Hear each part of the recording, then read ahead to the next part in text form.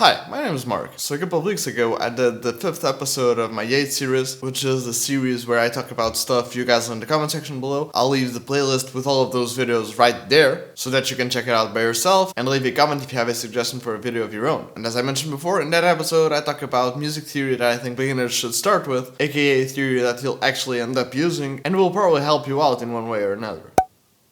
Because sometimes when you talk about music theory, you have a couple of opinions. Some people say you really need it because it is super important, and there are some other people who say that you don't really need it, and it only breaks down your feel and all. If you're aware of some of my other videos, you probably know on which side do I stand on. And in that video, because I had a lot of stuff to talk about, I didn't really focus much on any of the subjects. Mostly because I had done videos in almost all of the subjects I talked about. But after reviewing a couple of my other videos, I noticed there was this subject that I thought I had made a video about, which is about chords and triads and how I visualize them. I noticed I hadn't. And you may be asking, well, but why is that important? That's the point of this video. It is important because many times you end up taking a look at it like, oh, there are these 4 chords. You learn each of those 4 chords individually, and then you learn a couple of scales to play over them, or some arpeggios and wherever. Then it's done. And even though I've done all of that too, I think there's a better way to approach it. At least in my opinion, the way I'm going to show you makes it easier for you to improvise and play over chord changes. It's an awesome tool for composing and songwriting, but it's also really helpful for those situations when you have either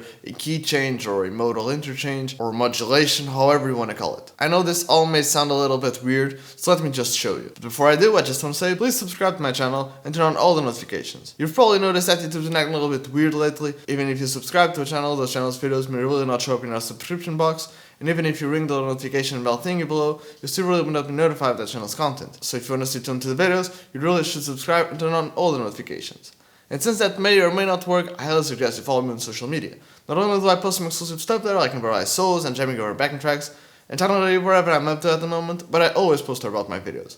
Links for the usual subjects will be below, like Facebook, Instagram, and Twitter, but in general, at @MarkingXGuitar. Oh, and since you're down there, please consider leaving a like, and perhaps share this video on social media. I'd highly appreciate it. But yeah, I guess now we can get straight into it. Okay, so as I mentioned before, there's a bunch of ways for you to apply this, but this is the way I suggest you do it. And in a way, it's sort of like how a piano player would do it. And again, if you know nothing about chords and chord changes and chord inversions, you should perhaps check out this video on the card section right there. But if you know your basic major chords, and your basic minor chords, the reason you think your major chord sounds happy and your minor chord sounds sad, again, I've mentioned this before, they don't exactly sound happy and sad, that's just a construct, but the reason one sounds more cheerful in a way than the other is because the major chord is brighter than the minor chord, and by that thought process, the minor chord is darker than the major chord. So the major chord is bright and the minor chord is dark. But you can get darker and brighter. If you want to get darker, all you need to do is take your minor chord and make it into a diminished chord. If you don't know how to play a diminished chord, I have a video explaining it, but just take your minor chord, take the 5th, and flatten it. There, you have a diminished chord. And now your minor chord, that used to sound dark, when compared to the diminished chord, it's almost like the diminished chord sounds a little bit worse, right? And the same thing with the major chord. If you want to make it even brighter, transform it into an augmented chord. And this time you need to take your major chord, and instead of flattening the 5th, you sharpen the 5th. So you get this chord.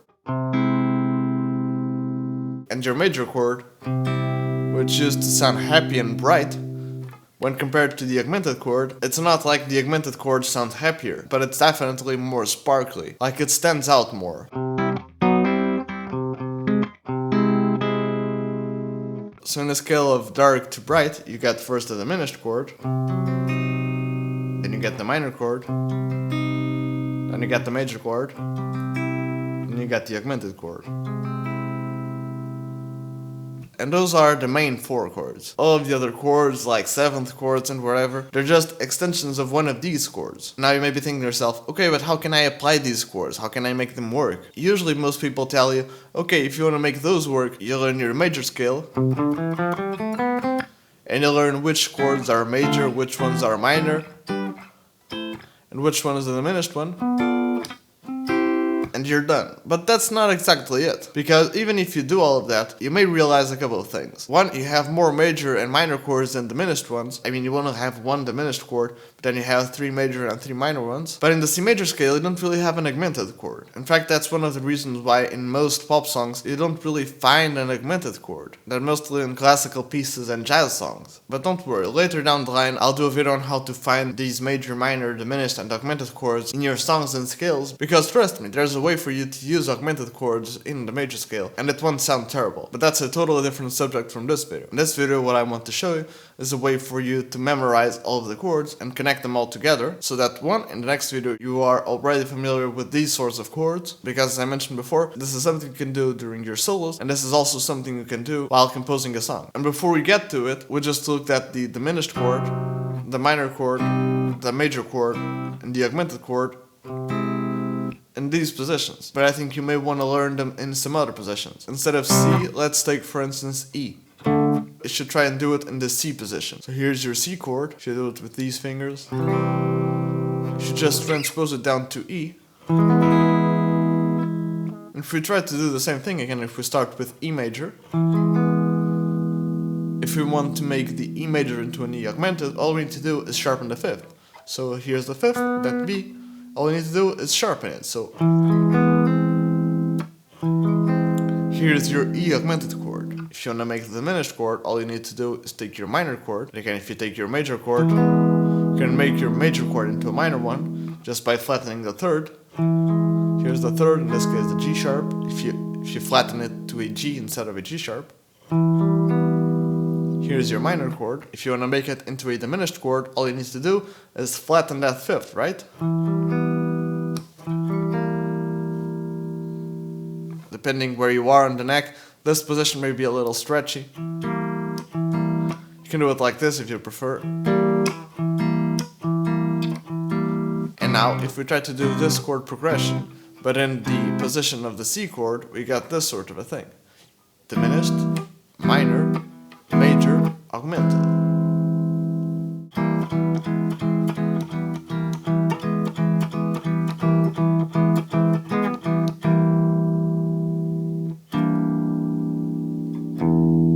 Now you have access to at least what I think are the most common positions, at least for these types of chords. If you want to do those spread positions like minor chords, major chords, the same thing also works. Here's your minor chord, right? Root, 3rd and 5th. All you need to do is flatten that 5th to make a diminished chord. The same thing for the major chord. If you want to make it into an augmented chord, all you need to do is sharpen that 5th, so, and you're done. The same thing with these positions, they're mostly like these positions. Major chord, augmented chord, minor chord, diminished chord. But just take in mind that when you're doing these barred positions, when you're doing, for instance, the augmented chord, you should change your 5th here to a sharp 5th here. You can't then bar the 5th fret right here. This note is an F and this is an E. They kind of clash with each other. You should maybe try to bar it with your middle finger right here. But we don't really use this position a lot. If we try to use this position, we'll probably just go for this one. And the same thing with the diminished chord, even if you flatten the 5th right here, you need to flatten this 5th too. And then you got this weird position that's weird to bar and whatever. So just take in mind which positions you use. But there's also something that you need to check out. As you could probably see, whether in this position or in this position, if you're going sequentially, either from dark to bright or bright to dark, you can get from one chord to the other just by moving one note. But you don't really need to do it sequentially. When we do this build-up thingy, we're always doing chords with the same root, so E diminished, E minor, E major, E augmented. But if you take, for instance, an E augmented, and you move another note, for instance, if you move this note right here, you've made an A minor chord. You may recognize these 3 notes from this chord. And if you get back to E augmented, and for instance now you change this note, the top note, for instance if you sharpen it, you got this position right here. And this position makes up for a C sharp minor chord. Again, if you take a look at these notes, this is an E, a G sharp, and a C sharp. They are the same notes in the C sharp minor chord. You have a C sharp, a G, another C sharp, and an E. And if you count this one, this is another G sharp.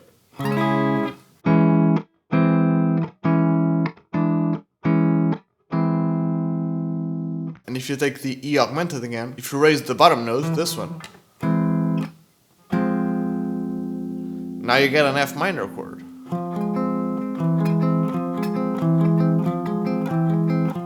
And now you may be thinking, okay, that's cool and all, but why am I worried about that, and why is that useful in any way or another? One, there's another theoretical part to this, which will come in another video. But if you just take this last example, because it's in this C position, you take the E augmented chord and you raise the bottom note, you get an F minor chord. By getting this F minor chord, you can again change that F minor chord to a major chord, to an augmented chord, and then you can keep building these chords just like we did before.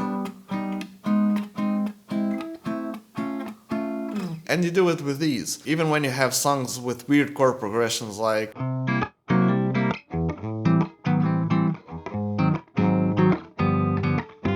one of the reasons why your ears don't really mind some of those chord progressions with weird chords on it is because most times those chords share notes. Again, this little chord progression I showed you, when you move from C7 to A minor 7, C7 has notes C, G, A sharp, and E. The A minor 7 has the notes A, E, G, and C. The note C is in both chords, the note G is in both chords, and even though the A isn't in the C chord and the A sharp isn't in the A chord, when you move from C7 to A minor 7, you have this descending line from A sharp to A, so you're moving a semitone below. It's the same thing with these chords. A regular E augmented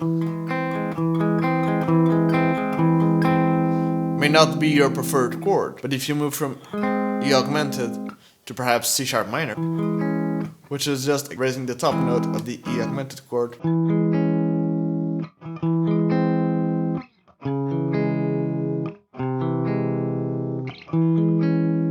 it doesn't really sound jarring and too bad, so you can perhaps make a song out of it.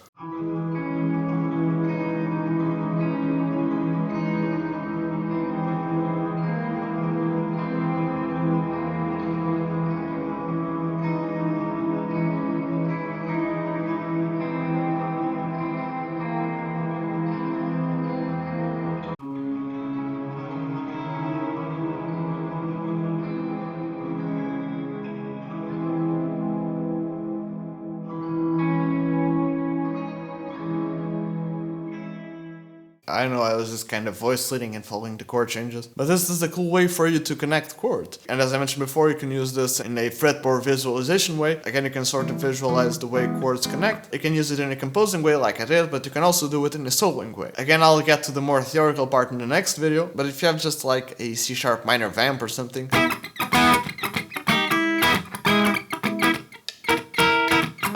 and you're playing your C sharp minor pentatonic stuff, you can now blend in with some of your C sharp minor pentatonic stuff, some of the other colors we mentioned before. If you take a look at an E augmented chord, E augmented C sharp minor. So perhaps while doing your C sharp minor soloing, if you add a little bit of E augmented here and there, you get this outsider sound that will surely make the audience ears perk up and will bring you some new vocabulary. You can do an E augmented like this.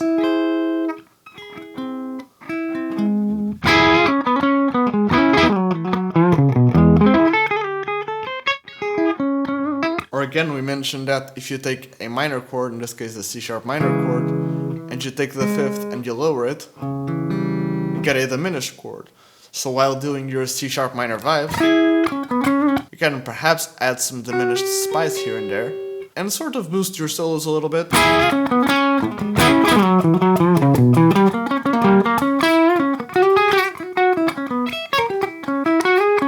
Just remember that if you're playing over a C sharp minor vibe, you want to keep the C sharp minor sound. When you go for an E augmented sound or a C sharp diminished sound, you gotta remember that it's only a little bit of flavor here and there. You don't want to be playing a C sharp minor vibe and focus too much on the diminished notes. if you focus too much on the diminished notes, because some of those notes will clash. That may or may not be the sound you're looking for. And again, there are a bunch of other things you can do. Don't forget that if you have a minor chord, you can take your minor chord and make it into a major chord. So you can perhaps add some major stuff here and there.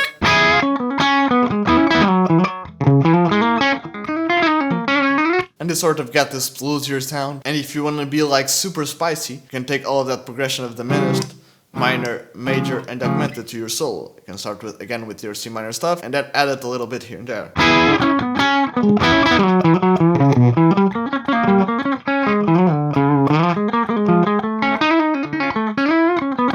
If you weren't able to figure it out, I started out with some regular minor pentatonic stuff, then with the diminished stuff,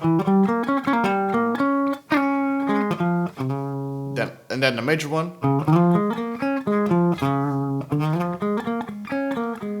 augmented one,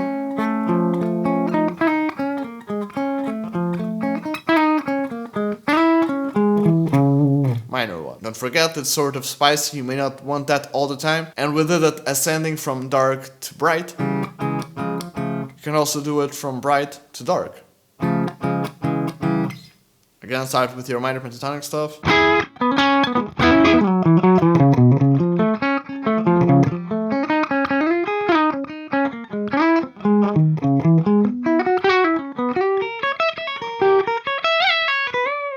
I'm sorry that one was a little bit worse, I'm kind of running out of camera battery. But again, I started out with some more minor pentatonic stuff. Then I went with the augmented stuff.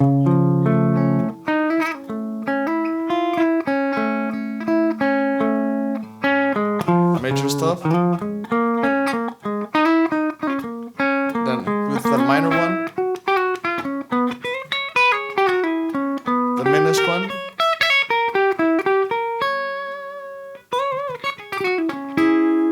Back to the minor one. The possibilities are mostly endless. And again, you can wait for a part 2. I highly suggest you subscribe and turn on all the notifications so that you're notified when that video comes on. And hey, if you guys end up using any of this sort of stuff, or you try to practice it on your own, please film yourself playing it and tag me on Instagram. Not only will I see it, but I'll repost it and tag you on it. I really love to see what you guys can come up with. Thank you so very much for watching. I hope this video was helpful to you in any way possible. And if it was, please leave me a comment below. Do you have anything to add to this discussion? Did you agree? Did you not agree? Was there something I missed? Something I should have said? Also, if you have any suggestions for videos, as I mentioned before, I have this Yate series, You Ask I Teach. If there's something you'd like me to talk about, please leave it in the comments below with the hashtag Yate. And it would be really cool if you guys could check out some of my other videos. Not only do I do videos like this, sharing tips and tricks, but some other times I take a look at a lick from a guitar player that I think is interesting or a little bit different from what they usually play, and then break it down so that you guys can learn it, and a bunch of other topics. Here's some of the videos that I can suggest if you like this one. Like for instance, learn all of the picking techniques and perhaps get a girlfriend just by learning this one riff.